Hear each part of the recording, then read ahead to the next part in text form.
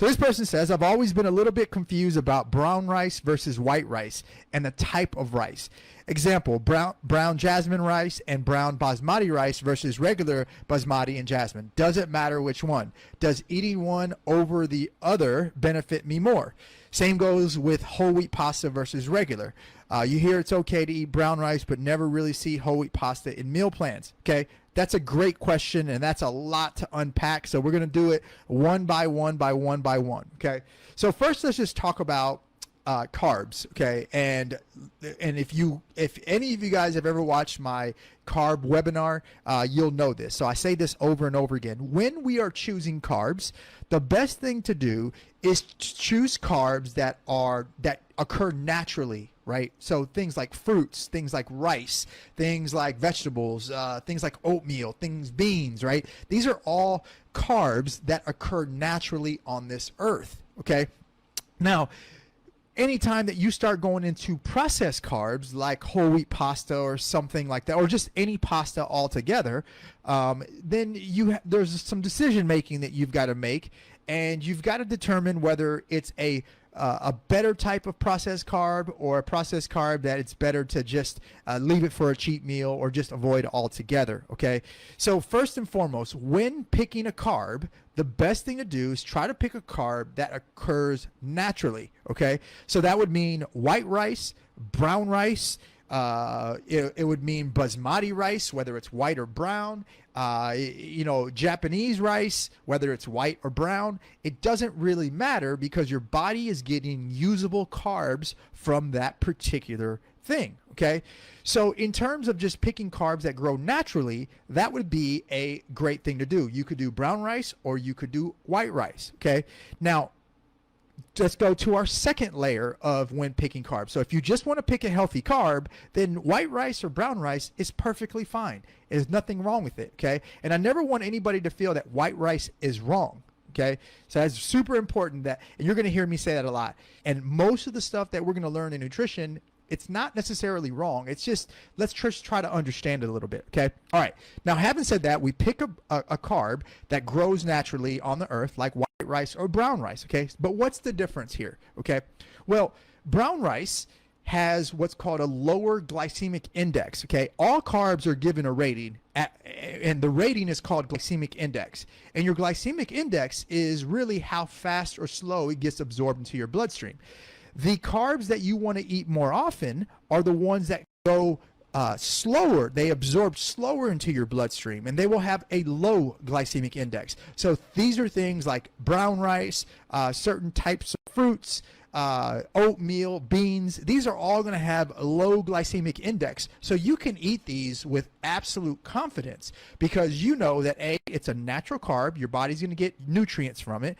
And B, it's going to have a very low glycemic index, which means it's not going to spike your blood sugar levels really high, and you're not going to store a lot of body fat. Okay, so the more that your blood sugar spikes, the more body fat your body will potentially store. Okay, so in theory, the best types of carbs to eat are the ones that grow from the earth and the ones that have a low glycemic index, like brown rice, sweet potatoes, oatmeal, beans, and certain fruits. Okay. Now, does that mean that white rice is wrong? Absolutely not. White rice is not wrong at all. In fact, one of the best times to have white rice is immediately post-workout.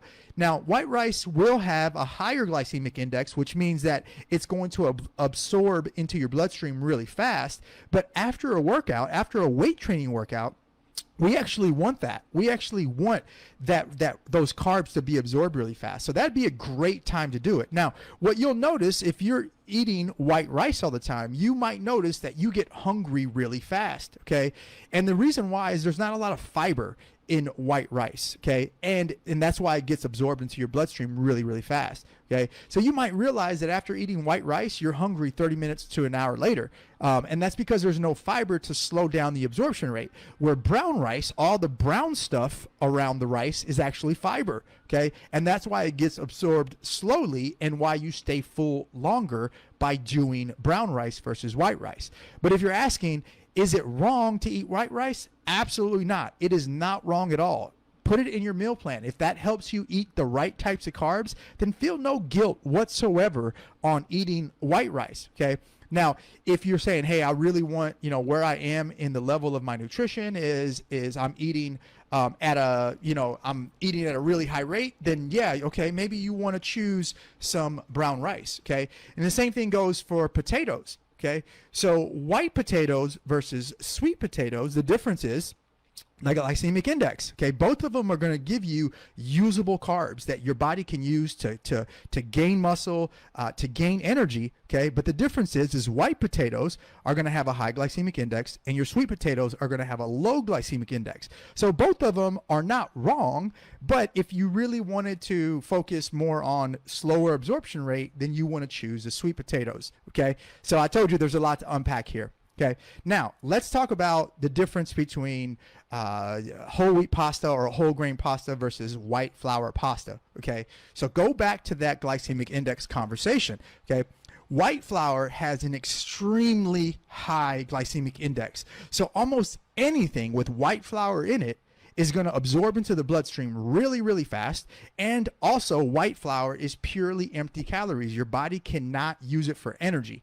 Okay, so your body's going to end up storing what it doesn't use for energy. Okay, so not only is it going to skyrocket your blood sugar levels, but it's also going to make you store fat. Okay, which is why you always hear stay away from white flour type foods. Okay, now whole wheat pasta, on the other hand, okay, that actually is a better source of carbohydrates. Okay, your body can actually get energy from it because it's not as refined. Now it's still processed, but at least you can get some energy from it. Okay, now the big thing is pasta. If you look at how much, like let's say you wanted to eat 45 grams of carbs, okay, and you did 45 grams of rice, which are whether it's brown rice or white rice, it's about a cup of rice, okay? And a cup of rice is about the size of a baseball, okay? But if you try to get 45 grams of carbs from pasta, I mean, you might be talking about an ounce of pasta. I mean, of cooked pasta. It's not very much at all, okay? Because it's really, really, really dense in carbohydrates. So with pasta, you just can't eat as much to fit your portion sizes. And so that's why a lot of times when people eat pasta, they overconsume. Sometimes they're eating 100 to 200 grams of carbs just in that one pasta meal.